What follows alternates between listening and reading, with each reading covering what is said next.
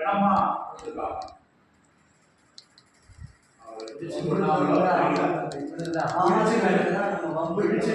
கொண்டாங்களோ தெரியல, இல்ல இறந்த பிற்பாடு அப்படி கொடுக்குறாங்களோ தெரியல. அப்படி அநேக ஆயுதங்கள் பிணங்களை ஒப்படைச்சிருக்காங்க. ஒன்னும் இடையில அவங்களுக்கு இடையில ஒரு பிரச்சனை இல்லை, ஈகோ தான்.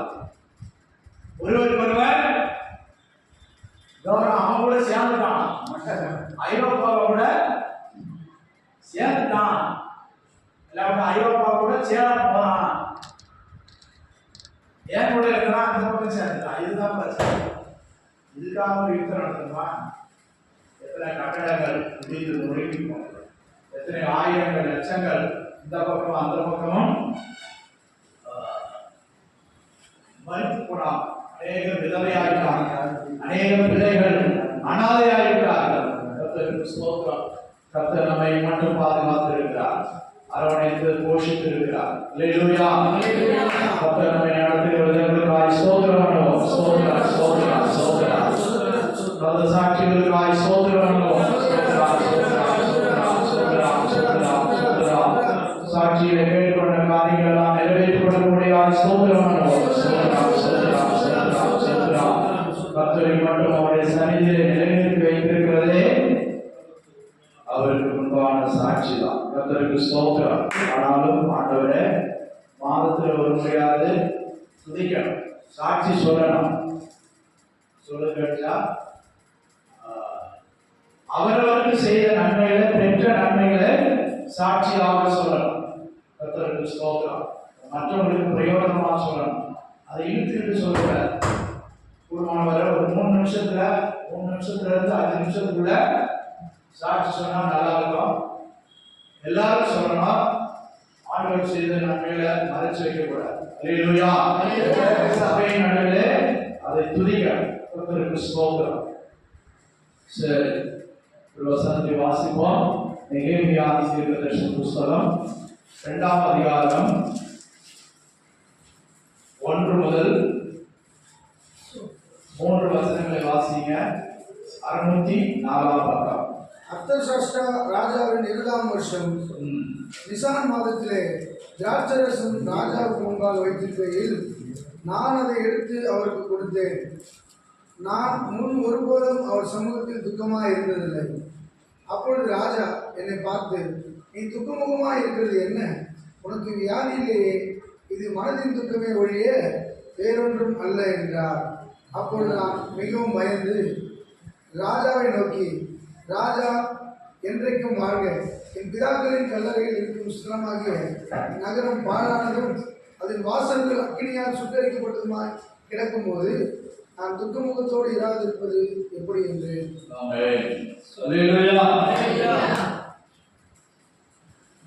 இங்கே நெகேமியா ஒரு பானபாத்திரக்காரனா இருக்கிறான். பானபாத்திரம்னா ராஜாவுக்கு குடிப்பதற்கு ராஜ சம்பவத்தில் எப்போதும் அவன்தான் திராட்சரசம் பரிமாற வேண்டும், அவன் கேட்கிறதை கொடுக்க வேண்டும். கவனிங்க, ராஜ சமூகத்தில் மனமகிழ்ச்சியாக இருக்க வேண்டும்.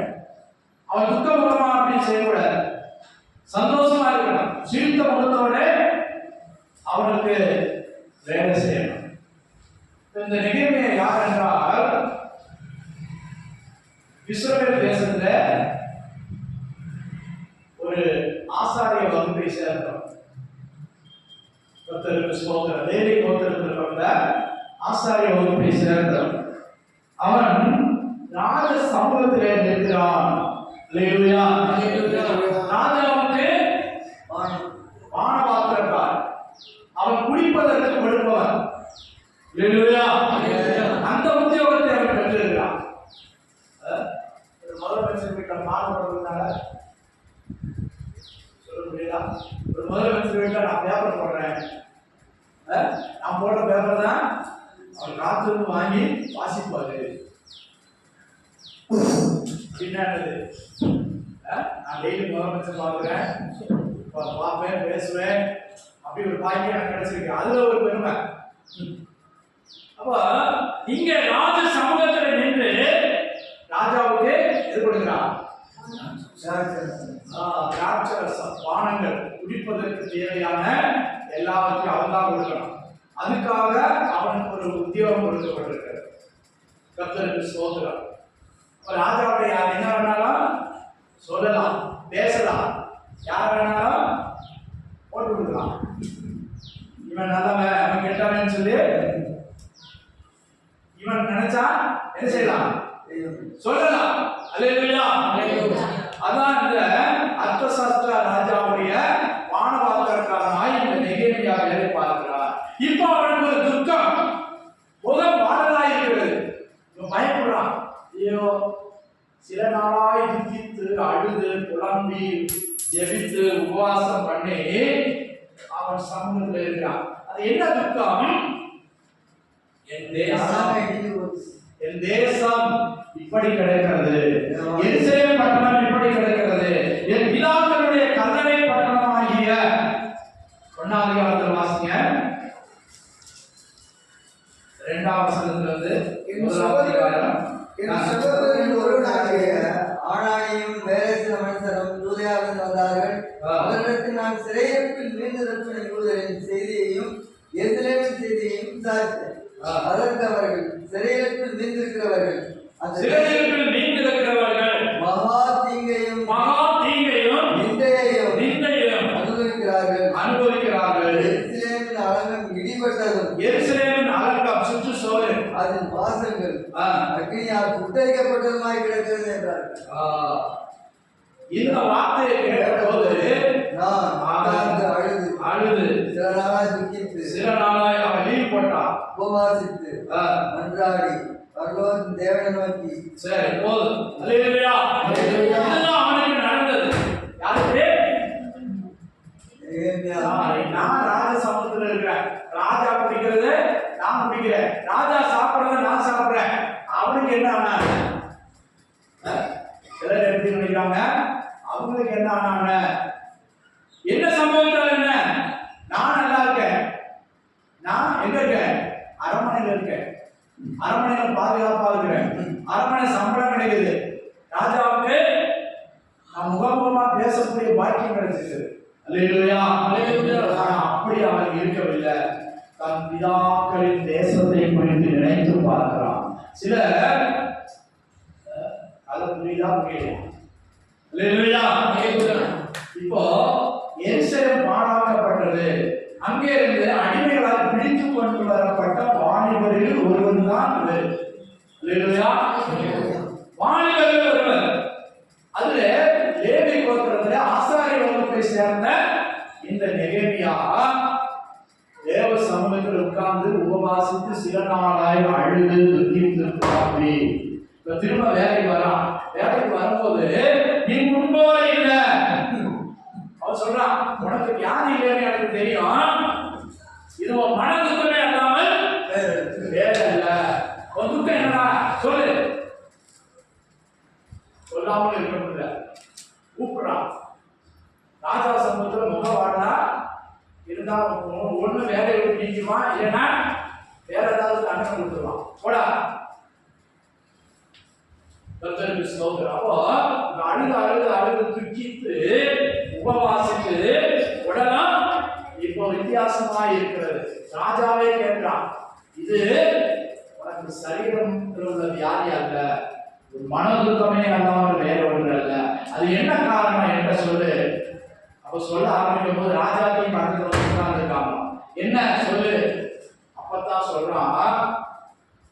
நம்ம வாசித்த அந்த 2ஆம் அதிகாரம் 3ஆம் வசனம் வாசிங்க. திரும்ப வாசிங்க. ராஜாவை நோக்கி, ராஜா என்றென்றைக்கு வாழ்க, ராஜா என்றென்றைக்கு வாழ்க, பிதாக்களின் கல்லறைகள் இருக்கும் ஸ்தலமாகிய நகரம் பாழானதும் அதன் வாசல்கள் அக்கினியால் சுட்டெரிக்கப்பட்டதுமாய் கிடக்கும்போது நான் துக்க முகத்தோடு இராதிருப்பது எப்படி என்றேன். புரியுதா? என் பிதாக்கள் என்னதா?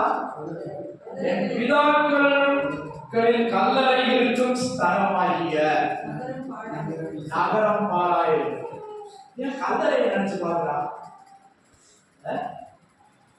கல்லறை இடிஞ்சான உடஞ்சான அது பிதாக்களுடைய கல்லறைகள். அல்லேலூயா. திரும்ப வாசிங்க.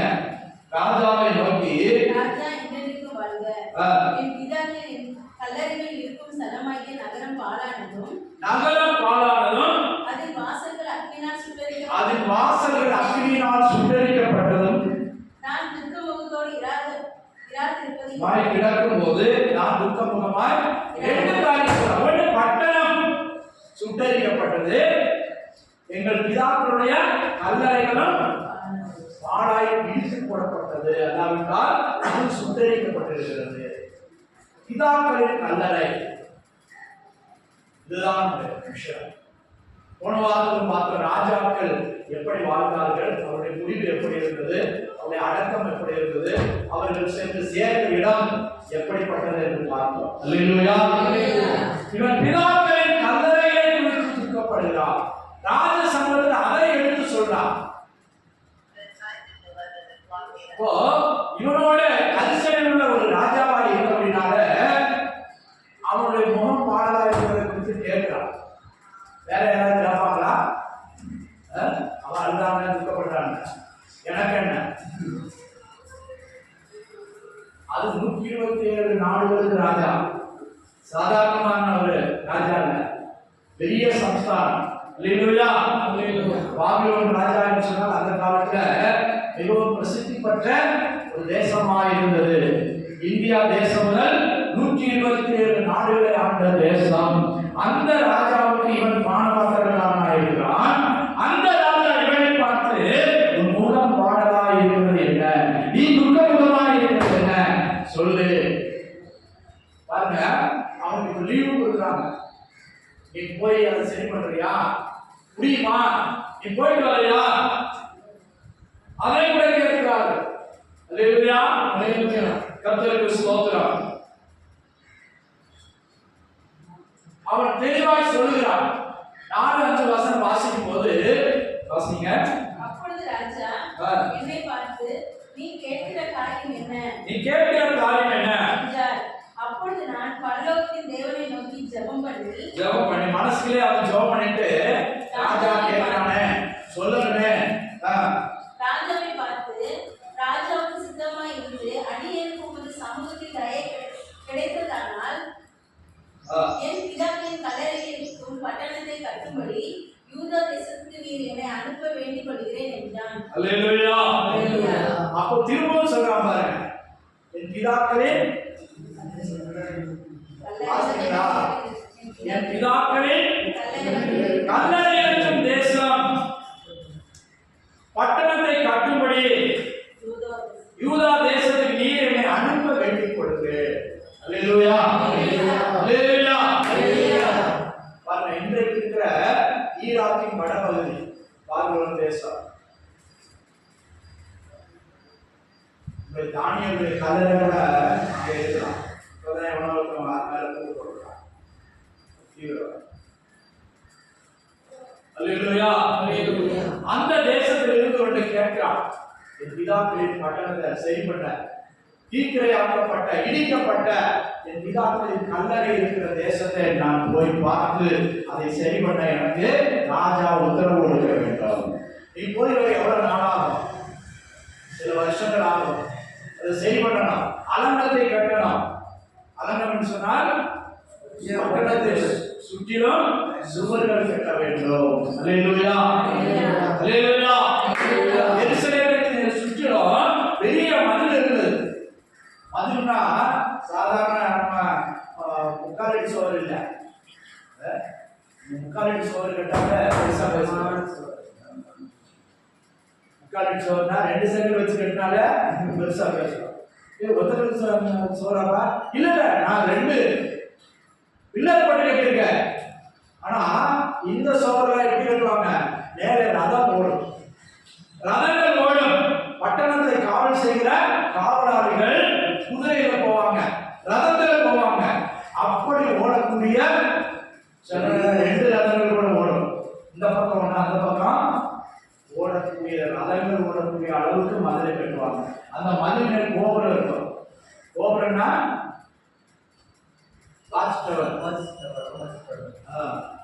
நீங்க புலர் ஜெயிலுக்கு போகும்போது மேல ஒரு போலீஸ் பாத்தீங்களா? மதுரைக்கு மேல ஜெயில கூட அதான் புலர் ஜெயில பாக்குறீங்களா? உலக ஜெயில மதுரைக்கு மேல ஒரு போலீஸ் துப்பாக்கியோட இருப்பாங்க. ஒவ்வொரு மூலையிலும் இருப்பாங்க, ஒவ்வொரு பக்கமா. எவனாவது வாட்டர் போட்டு உள்ள போய்வானா? ஸ்தோத்திரம். அதுல ஏறி குதிச்சு போய்வானா? காவலுக்கு இருப்பாங்க. இதே போல எருசலேம் மதில் சூழ்ந்த பட்டணம் இப்போ இடிக்கப்பட்டு கிடக்கிறது. அதனுடைய கட்டடங்கள் எல்லாம் நாசமாயிருக்கிறது.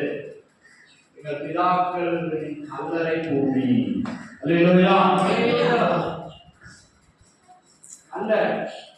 கல்லறை அவர்களுக்கு வந்து ரொம்ப முக்கியம்.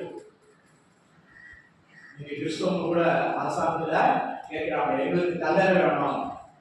இந்துக்கள் போய் எரிச்சுவாங்க, இல்லாட்டி எங்கேயாவது குறைச்சுவாங்க. ஆனா நமக்கு ஒரு கல்லறை வேணும்னு கேட்கிறாங்க. இப்போ ஒவ்வொரு இடத்துலயும் மாவட்ட கலெக்டர்கிட்ட நீங்க கேளுங்க, புறம்போக்கு நிலம் எங்கேயாவது இருந்தா கேளுங்க, காட்டி கொடுங்க, நாம உங்களுக்கு அதை பட்டா போட்டு தர்றோம். அரசாங்கம் சொல்லுது, கர்த்தருக்கு ஸ்தோத்திரம், கல்லறை பூமி தர்றோம், நீங்க எங்களுக்கு ஓட்டு போட்டா போதும்.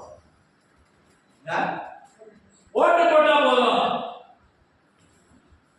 இப்போ இஸ்ரவேல் தேசத்துல கல்லறை முக்கியம்.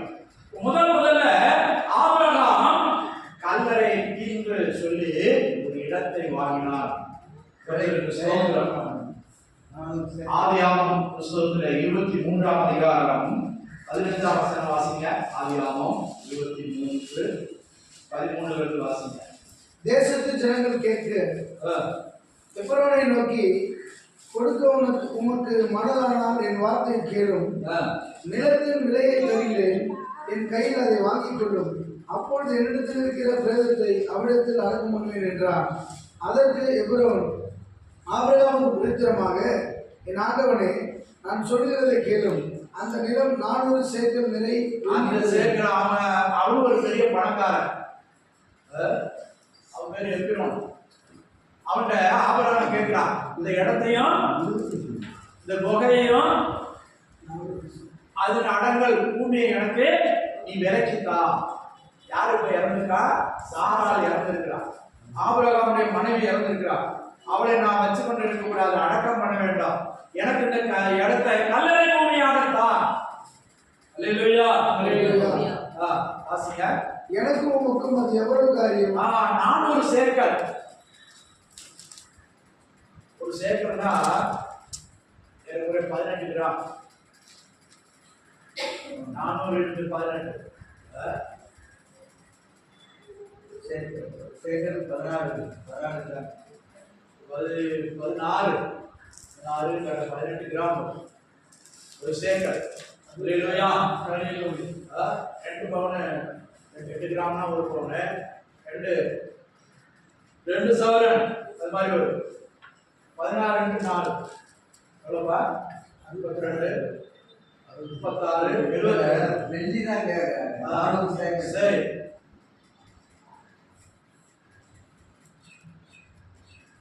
36, 72. 72ன்னா ஏறக்குறைய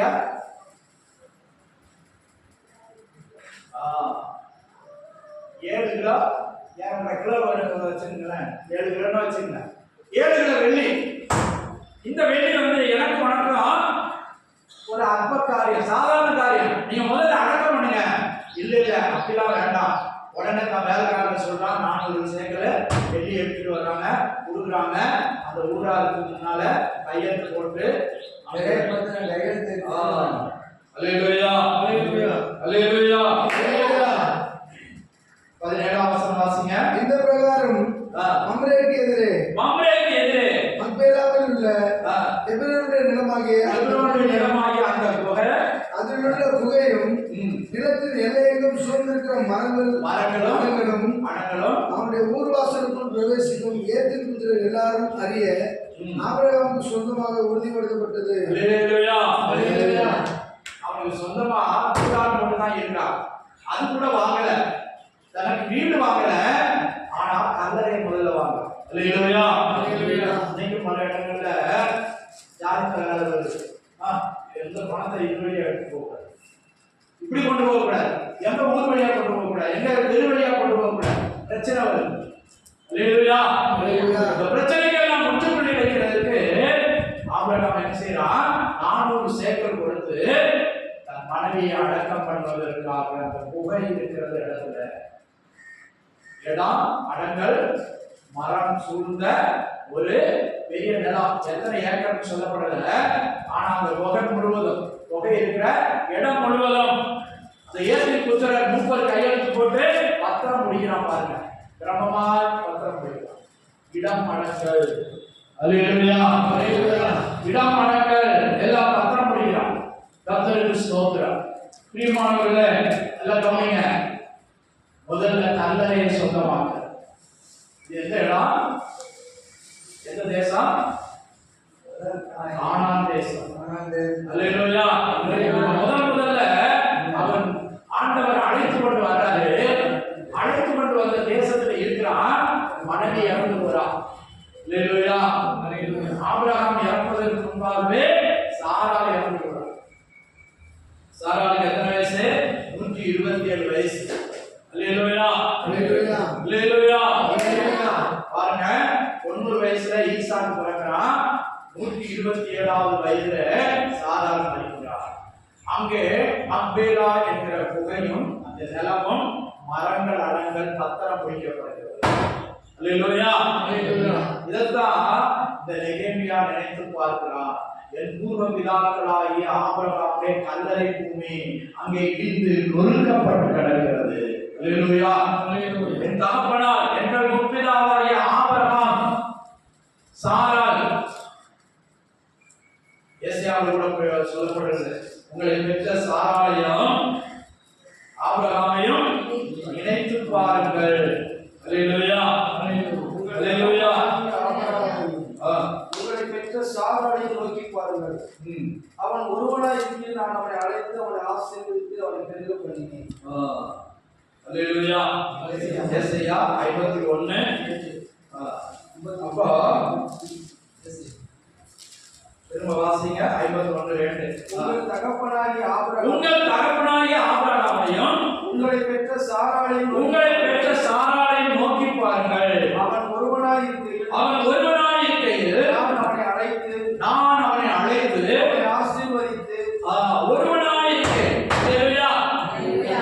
பலரை அழைக்கல, அவங்க அப்பாவை அழைக்கல, அவனைத்தான், அவன் மாத்திரம் தான் தரிசனம் கொடுத்து அழைத்தார். அல்லேலூயா, அல்லேலூயா. லோத்து கூட வந்தான். லோத்து யாரு? அண்ணன் பையன், கூட பிறந்தவருடைய பையன். அவன் சித்தப்பா நான் கூட வரேன், நீ எங்க போனாலும் நான் கூட வரேன். ஆனா ஆண்டவர் சொல்றாரு, நான் ஒருவனாய் அழைத்து, ஒருத்தரைத்தான் நான் அழைத்தேன், அவனை ஆசீர்வதித்து அவனை பெருக பண்ணினேன், கானானுக்கு கொண்டு வந்தேன். இப்ப கானான்ல இருக்கிறான். வயது முதிர்ந்து 127 வயசுல மனைவி இறந்து போனான். அல்லேலூயா, அல்லேலூயா. ஆனாலும் கர்த்தர் மறக்கல, அந்த ஜனமும் மறக்கல. நல்லா புரிஞ்சுக்கணும். இந்த வரை யூதர்கள் ஆபிரகாமை நினைத்து பார்க்கிறார். நாங்கள் ஆபிரகாமுடைய சந்ததி, ஆபிரகாமுடைய பிள்ளைகள் என்று சொல்றான். ஆண்டவர் கூட சொல்றார், ஆபிரகாமை நினைத்து பாருங்கள், அவன் ஒருவனாய் இருக்க நான் அழைத்தேன். அந்த அழைப்பை ஏற்றுக்கொண்டு அவன் புறப்பட்டு வந்தான். விசுவாசிகள் தகப்பனாய் மாறினான். அல்லேலூயா, அல்லேலூயா. அந்த கல்லறை பூமி இப்போது சேதப்பட்டு கிடக்கிறது. அதுதான் நினைச்சு பார்க்கிறான். என் பூர்வம் பிதாவாகிய ஆபிரகாம், என் தாயாகிய, எங்களை பெற்ற தாயாகிய சாராளுடைய கல்லறை பூமி இருக்கும் பட்டணம். அல்லேலூயா, அல்லேலூயா, அல்லேலூயா. கல்லறை எதை காட்டுகிறது? பூர்வ பிதாக்களை வெளிப்படுத்துகிறது. பூர்வ பிதாக்கள் என்று என்ன படிக்கிறோம்? அவர் ஒருவராக இருக்கையில் அழைத்துக் கொண்டு வந்தார். என் தகப்பன் என் ஆபிரகாம் கீழ்ப்படுத்ததுனால கர்த்தர் அவரை ஆசீர்வதித்து பணியை பெருக பண்ணினார். அல்லேலூயா. ஆண்டவர் என்ன சொன்னாரு? ஆதியாகமம் 12ஆம் அதிகாரத்தில் நாம் வாசிக்கும் போது, தேசத்தையும் தகப்பன் வீட்டையும் இனத்தையும் விட்டு புறப்பட்டு வா. அல்லேலூயா. அப்போ எந்த கேள்வியுமே கேட்கல. எந்த கேள்வியுமே, எனக்கு வீடு இருக்கா, பாதுகாப்பு இருக்குதா? அந்த காலத்துல ஒரு இடத்துல இருந்து இன்னொரு இடத்துக்கு போனோம்னா போற வழியிலே சத்துக்கள் தாக்குவாங்க, கொள்ளை வைப்பாங்க. கொள்ளை கூட்டம், பரிகார கூட்டம் இருக்கும். அல்லேலூயா. ஒரு நாட்டை விட்டு இன்னொரு நாட்டுக்கு போகணும், சாதாரண காரியம் இல்லை. ஆ. நீ உன் தேசத்தையும் உன் தேசத்தையும் இனத்தையும் உன் இனத்தையும் தகப்பனுடைய வீட்டையும் விட்டு 3 காரியத்தை சொல்ல. நீ எதை விடணும்? தேசத்தையும் தேசத்தை விடணும், இனத்தையும் உன் இனத்தையும் தகப்பன் வீட்டையும் தகப்பன் வீட்டையும் விட்டு. அல்லேலூயா. அவன் கல்தேய வம்சம் சீரியா தேசத்துல வாழ்ந்து கொண்டிருந்தான். இப்ப யாருமே சீரியா தேசம் சொல்றது இல்லை, சீரியர் என்று சொல்வதில்லை, கல்தேயர் என்று சொல்வதில்லை. கர்த்தருக்கு ஸ்தோத்திரம். அல்லேலூயா, அல்லேலூயா. இப்ப அவங்க கேட்டா நாங்க ஆபிரகாமுடைய வம்சம், யூத வம்சம், இஸ்ரவேலர் அப்படிதான் சொல்லுவாங்க. அப்ப அவன் கீழ்ப்படிந்ததுனால கர்த்தர் அவனை ஆசீர்வதித்தார், அவனை பெருக பண்ணினார். பூமியில கடற்கரை மணலை போலவும் வானத்துல நட்சத்திரங்களை போலும் பெருக பண்ணினார். அல்லேலூயா, அல்லேலூயா. எதுவுமே கேட்கல. நம்ம ஒரு ஆள் கூப்பிட்டா, வா ஒரு இடத்துக்கு போயிட்டு வருமா, என்ன பாஸ் எது கூப்பிடுறீங்க,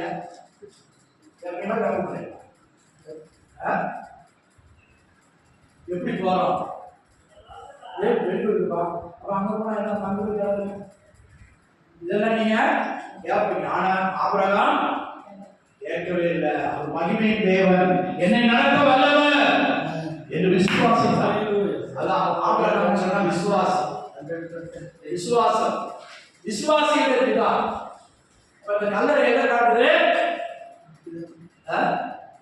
விசுவாசிகளின் தகப்பன், எங்களுக்கு விசுவாசத்தை கட்டுப்படுத்தவர், எங்களுடைய விசுவாச தகப்பன்.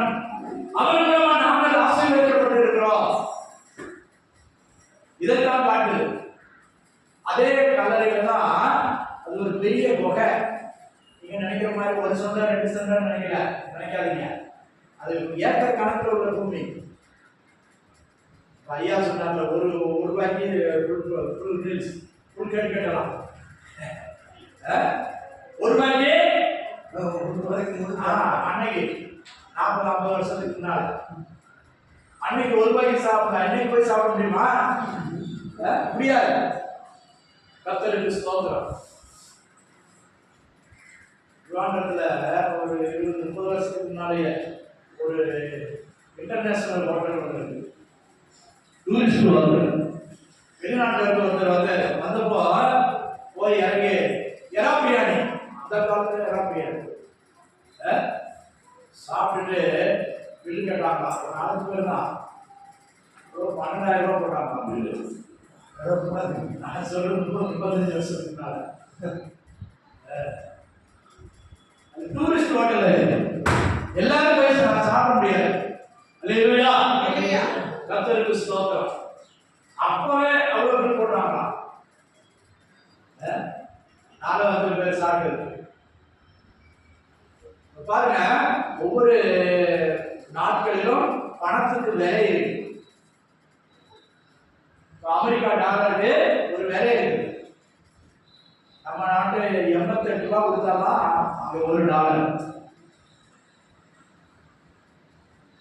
சிங்கப்பூர் டாலர் இருக்குது, 70 ரூபாய் கொடுத்தாதான் அவங்க நாட்டுக்கு ஒரு ரூபாய், $1. இப்படி பணத்துக்கு விலை இருக்குது. குவைத் தினார் இருக்குது. குவைத் அது 200 ரூபாய்க்கு மேல.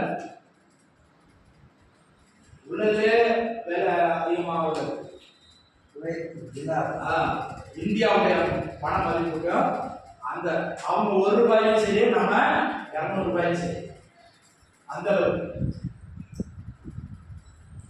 அப்போ அன்னைக்கு 7 கிலோ வெள்ளி நிறுத்து கொடுத்து அந்த இடத்தை வாங்கினான்.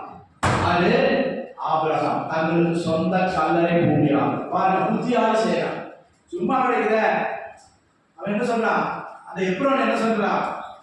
இது எனக்கு வாங்க, இந்த 400 சேக்கல் எவ்வளவு பெருசு, முதல்ல அடக்கம் பண்ணுங்கய்யா, அப்புறம் பார்த்துக்குவான். நினைச்சது புண்ணியம் சொல்லி அவன் வாங்கல.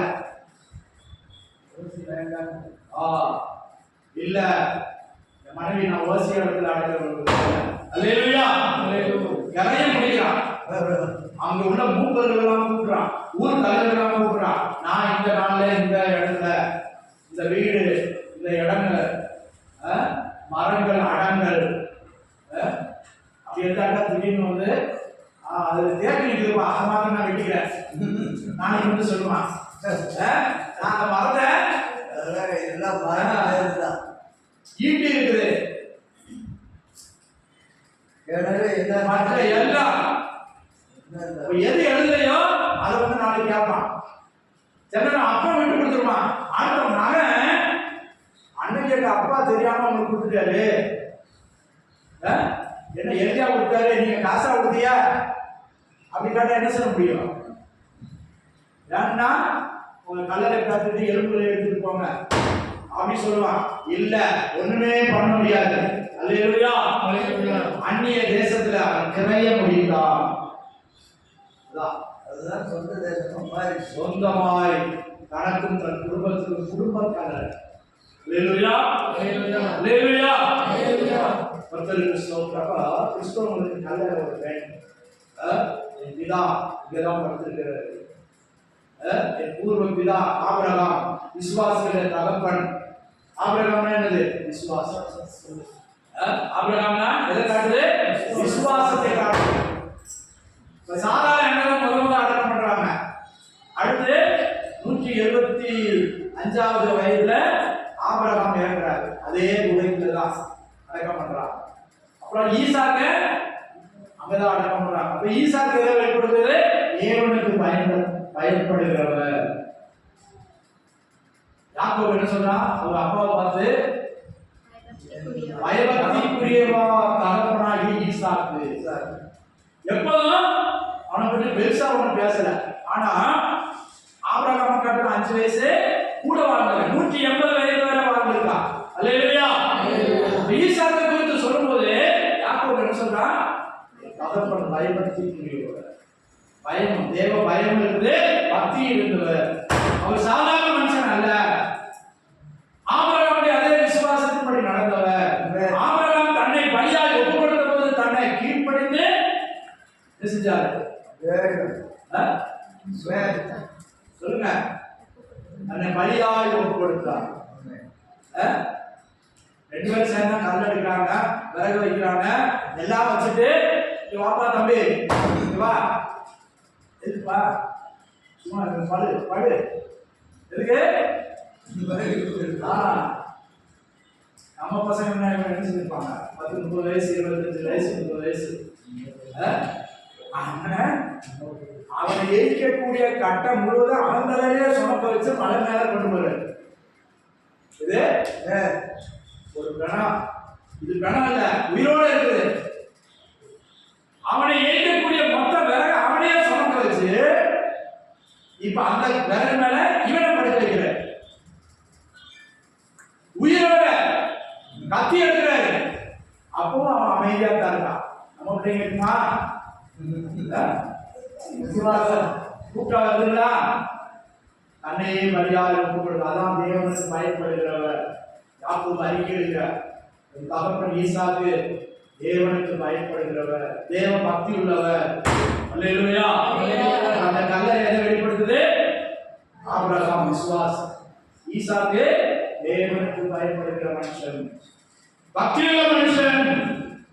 யாக்கோபு எங்க போனாலும் ஆண்டவருக்கு முதல்ல பலி செலுத்தும். பலி செலுத்திட்டு ஆண்டவரை கும்பிட்டு தான் அவன் அடுத்த காரியம். பலி செலுத்துறதுன்னா என்ன? ஆண்டவரோட உடன்படிக்கை, ஆண்டவரோட நெருங்குறது தான் பலி. அல்லேலூயா. தேவனோட பலி எதை காட்டுது? கொஞ்சம் கூட நெருங்குறது, நெருக்கமான அனுபவம். அப்போ பூர்வ பிதாவாய தாவீது ஆபிரகாம் எதை காட்டுது? விசுவாசத்தை வெளிப்படுத்து, தேவ பக்தியை வெளிப்படுத்துது. அடுத்து இவர் தேவனோடு நெருங்கி ஜீவித்தவர். எப்போதும் யோசேப்பு உயிரோடு இருக்கிறான்னு கேள்விப்பட்ட போது கூட உடனே ஓடல. வாசிங்க ஆதியாகமம்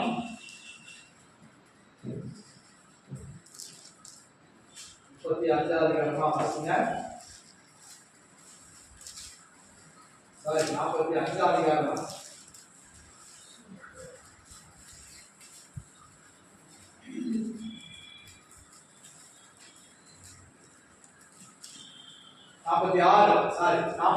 அதிகாரம். முதல் வசனம் வாசிங்க. இஸ்ரவேல் தனக்கு உண்டானதையும் சேர்த்துக் எடுத்துக்கொண்டு ஆ.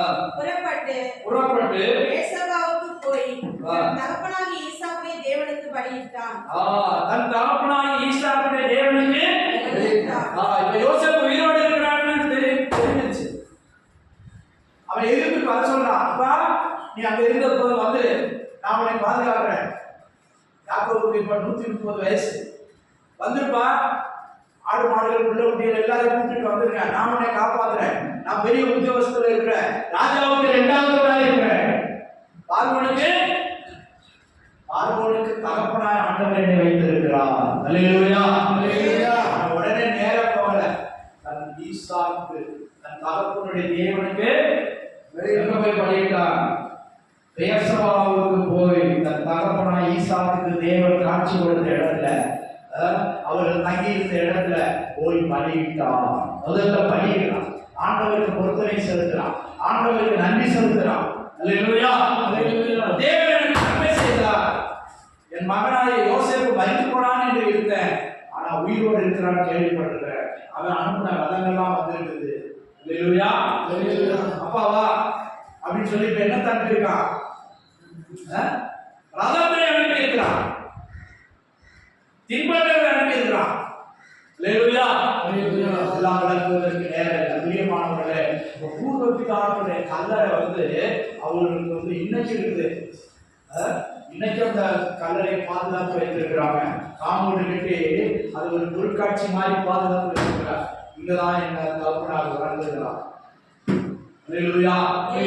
உங்களுடைய முற்பிதா இஸ்ரவேலுக்கு தகப்பனாய் இருக்கிற ஆபிரகாம் இங்கேதான் பிறக்கிறாரு. அவருடைய துணைவியாராக என் தாய் சாரா இங்கேதான் பிறக்கிறாங்க. அது அவர்களுக்கு ஒரு பெருமை. இடையில வந்து ஏதோ அது மேலே கூப்பிடுறாங்க. கர்த்தருக்கு ஸ்தோத்திரம். கர்த்தர் அநேக ஜாதிகளுக்கு உன்னை தகப்பனாக்குவேன் என்றார். கர்த்தருக்கு ஸ்தோத்திரம். அந்த பூர்வ பிதாக்களின் தேசமாகிய எருசலேம் பட்டணம், அதற்கு அருகாமையில் இருக்கிறதான இந்த மக்பேலா குகையும் அதை சேர்ந்ததான கல்லறை குகையும் பாழாக்கப்பட்டு கிடக்கும் போது நான் எப்படி சந்தோஷமாக இருப்பேன். என் பூர்வ பிதாக்களை நான் நினைத்து பாருங்க. எப்போதும் நாம் ரட்சிக்கப்பட்டதை நினைத்து பாருங்க. 51ஆம் சங்கீதத்தில் ஏசாயாவிலே சொல்லப்பட்டிருக்கிறது, நீங்கள் வெட்டி எடுக்கப்பட்ட நம்மளையும் அந்த குழியும் உறவையும் நோக்கி பாருங்கள். 1 வாசிங்க. 51 ஏசாயா. நீதியை பின்பற்றி கர்த்தரை தேடுகிற நீங்கள் எனக்கு செவி கொடுங்கள். நீங்கள் வெட்டி எடுக்கப்பட்ட கன்மலையையும் நீங்கள் தோண்டி எடுக்கப்பட்ட துறவின் குழியையும் நோக்கி பாருங்கள். அது எது?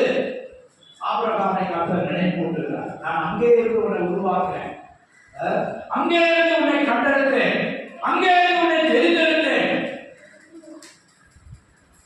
பிரியமானவர்களே, கர்த்தருக்கு பிரியமான தேவஜனமே, நாம் எப்போதும் முற்பிதாக்களை நினைத்து பாருங்கள். இன்னைக்குமே அவங்க அதான் அறிக்கையிடுவாங்க. ஆபிரகாமின் தேவனே, ஈசாக்கின் தேவனே, யாக்கோபின் தேவனே சொல்லி அறிக்கையிடுவாங்க. நம்மளால சொல்லணும், நம்முடைய பிதாவை யாரு? விசுவாசிகளுடைய பிதா நாமதான். நம்ம என்ன ஜாதி இருந்தாலும் சரி, அதான் ஆண்டவர் சொன்னார், அநேக ஜாதிகளுக்கு தகப்பனாக்குவேன். அல்லேலூயா. முஸ்லிம்னு சொல்றான். உன்னுடைய பூர்வீகம் யாருன்னு கேட்டா அவங்களும் இப்ராஹிம்னு சொல்றான். இஸ்மவேல் யாரு? அவங்க வழியில் வந்தாங்க, ஆகாருடைய மகன். அப்ப அவங்களுக்கும் தகப்பன் யாரு? ஆபிரகாம் தான். அல்லேலூயா. கிறிஸ்தவங்களுக்கும் தகப்பன் யாரு? நம்மை தோண்டி எடுத்திருக்கிறார், அங்கே இருந்து நம்மளை வெட்டி எடுத்திருக்கிறார். கல்பாரி பார்த்துருக்கீங்களா? பாறை குழி, லாரிகள் போய் உள்ள போய் தோண்டி தோண்டி எடுத்துட்டு வரும், வெட்டி வெட்டி எடுத்துட்டு வருவாங்க, வெடி வச்சு எடுப்பாங்க. அல்லேலூயா. இதே போல ஆபிரகாமுடைய சந்ததியிலிருந்து, அவனிலிருந்து அது ஒரு பெரிய நீரூற்று போல, அது பெரிய ஒரு கல்வாரி போல அங்கே இருந்து உங்களை நான் தோண்டி எடுத்திருக்கிறேன். அதனால நீங்க மறந்து போகாதீங்க.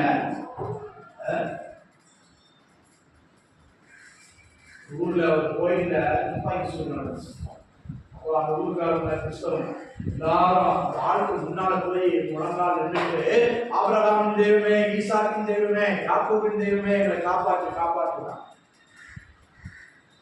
ஆண்டவர் ஒரு செய்தியை கொடுத்தார், ஒரு சத்தத்தை கேட்டாங்க, அவங்க ஓடிட்டாங்க. எங்க பட்டாளம் வருது ஆண்டவர்.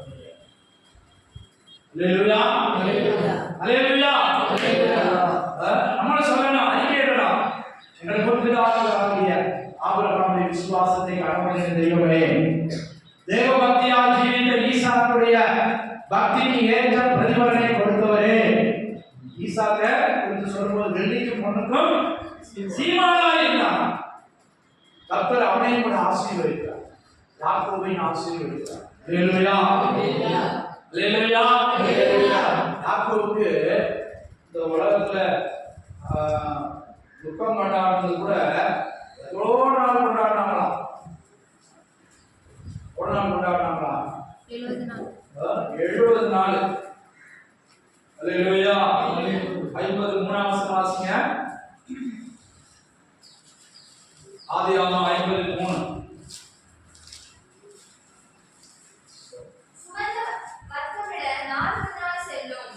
அப்படியே அந்த நாட்கள் நிறைவேறின. எகிப்தியர் அவருக்காக 70 நாள் துக்கம் கொண்டாடினார்கள். 70 நாள் துக்கம் கொண்டாடினாங்க. ஒரு ராஜா செத்தா, பிரதம மந்திரி செத்தா 1 வாரம், 15 நாள் அரைக்கம்பத்துல குடிப்பாங்க. 7 நாள் துக்கம் மனுஷிருப்பாங்க. அரசாங்க நடவடிக்கைகள் நடக்காது. ஆனா யாக்கோபு இறந்தப்போ எகிப்தியர் எகிப்துல வச்சு இறங்குறான். கானானுக்கு அவனை கொண்டு வராம சுமந்த தூபம் கூட எவ்வளவு நாள் செல்மா? 40 நாள். அங்க நினைச்சா அவனுக்கு ஒரு பிரமிடே கட்டியிருப்பாங்க.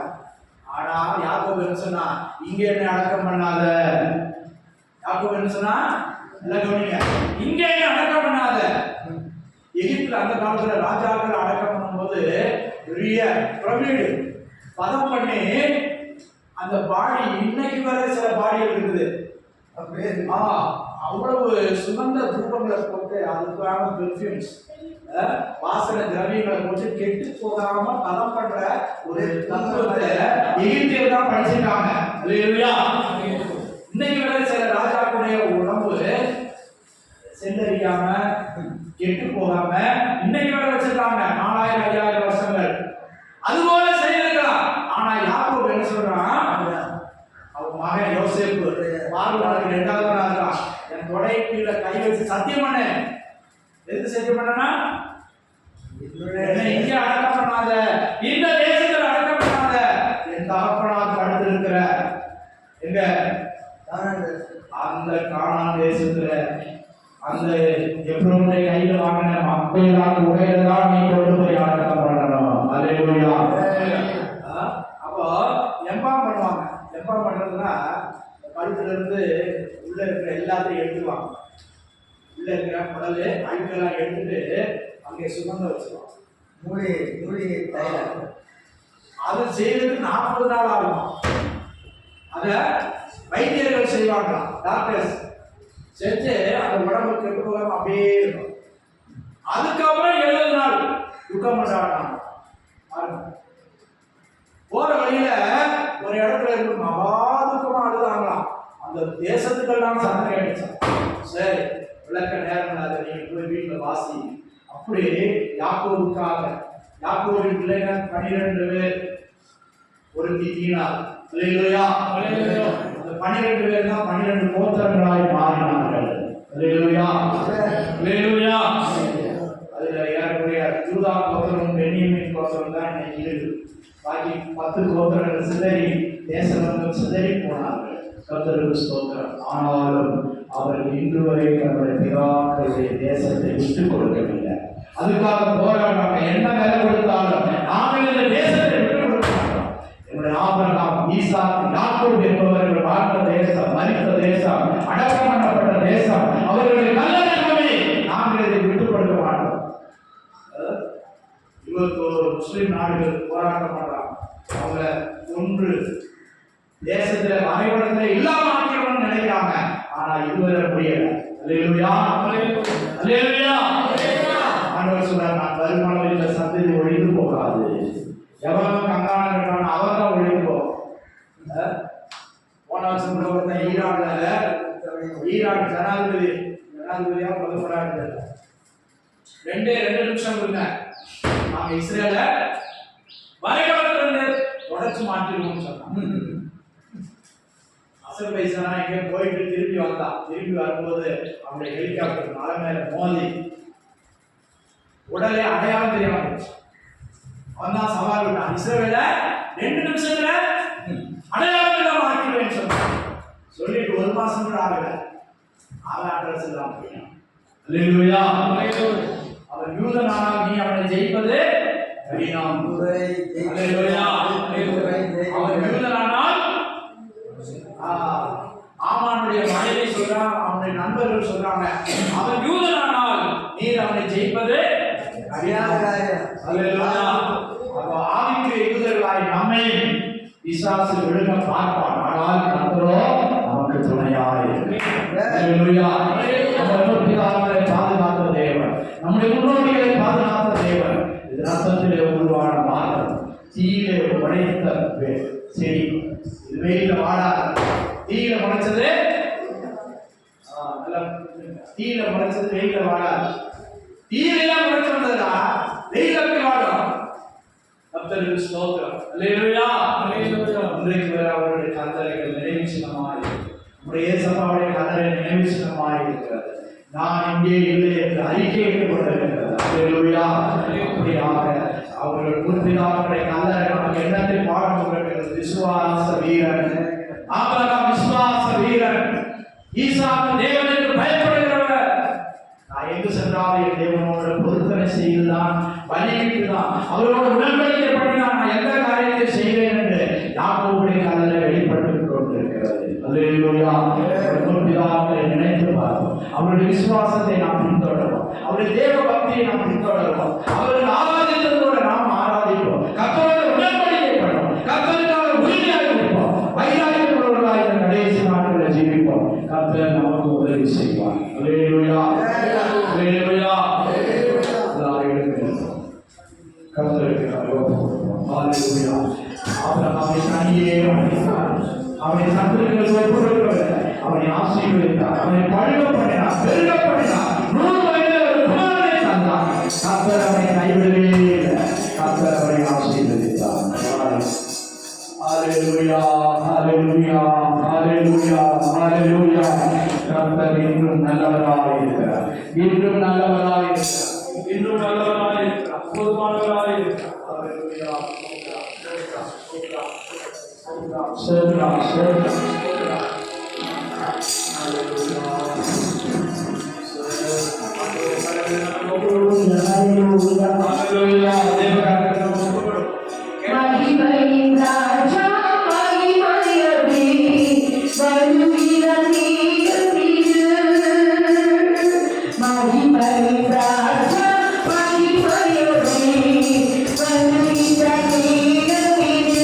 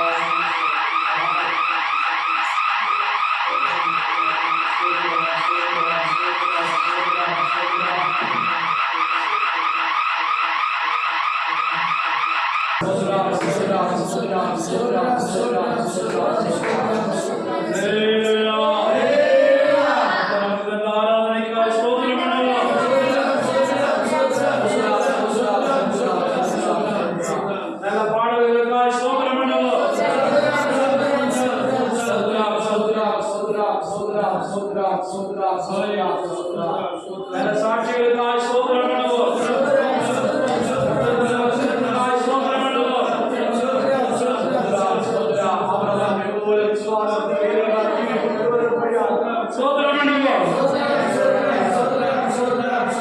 ஈசாக்கு போல தேவபக்தியாய் ஜீவிக்கிறவர்களாய் ஸ்தோத்திரம் பண்ணுவோம் ஸ்தோத்திரம் ஸ்தோத்திரம் யாக்கோபு போல தேவனோடு பொறுத்தரையில உடன்படிக்கையில உண்மையுள்ளவர்களாய் இருக்கிற உதவி செய்யும்படியாய் ஸ்தோத்திரம் பண்ணுவோம் ஸ்தோத்திரம் ஸ்தோத்திரம் ஸ்தோத்திரம் ஸ்தோத்திரம் அல்லேலூயா எங்கள் அதிகமாய் நேசிக்கிற எங்கள் அன்பின் பரலோக பிதாவே, ஆசீர்வதிக்கப்பட்டதான கர்த்தாவே, இந்த நல்ல மனமகிழ்ச்சியின் நாளுக்காக உமக்கு நன்றி செலுத்துகிறோம் ஆண்டவரே. எத்தனையோ பேருக்கு ஆண்டவரே இந்த பாக்கியம் கிடைக்கல ஆண்டவரே, எத்தனையோ பேருக்கு இப்படிப்பட்டதான ஒரு பாக்கியம் கிடைக்கல ஆண்டவரே. உம்முடைய சமூகத்தில் எங்களை தாழ்த்தி வெறுமையாக்குறோம் ஆண்டவரே. அப்பாவை ஸ்தோத்திரிக்கிற உம்மை நம்பி வந்ததான ஒரு பிள்ளைகளையும் கூட நீர் வெறுமையாய் அனுப்புகிற தேவன் அல்ல. நீர் இந்த ஆராதனையில மகிமை பட்டீங்களா ஆண்டவரே, நீங்க எங்களோட இடைப்பட்டீங்களா ஆண்டவரே. ஒருவேளை இந்த ஆராதனையில கண்ணீரோட, பாரத்தோட, துக்கத்தோட, வியாதியோட, பலவீனத்தோட எந்த சூழ்நிலையில வந்திருந்தாலும் கர்த்தர் பெரியவர் ஆண்டவரே.